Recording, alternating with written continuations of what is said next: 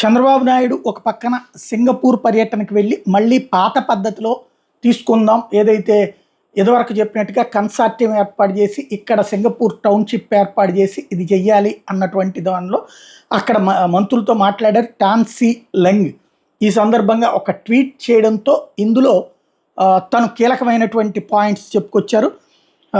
అంటే ఓ రకంగా చెప్పాలంటే అమరావతి మీద సింగపూర్ మంత్రి చెప్తున్న మాట ఏంటంటే సీడ్ క్యాపిటల్ నిర్మాణంలో పాల్గొనేది లేదని చెప్పుకొచ్చారు. పట్టణాభివృద్ధి ప్రణాళికలు ఏమైనా కావాలంటే వాటిలో సాంకేతిక సహాయం మాత్రం అందిస్తాము. మీ అమరావతి అభివృద్ధి చెందాలి, ఎదగాలని కోరుకుంటున్నాం. ఎట్ ద సేమ్ టైం దేశంలో ముఖ్యమైనటువంటి పట్టణం కిందన ఎదుగుతోంది, ఆ స్థాయిలో మరింత ఉన్నత స్థితికి వెళ్ళాలని కోరుకుంటాం. కానీ సీడ్ క్యాపిటల్లో మాత్రం మేము పార్టిసిపేట్ చేయలేము, అందులో నిర్మాణంలో పాల్గొనేది లేదని తేల్చి చెప్పారు.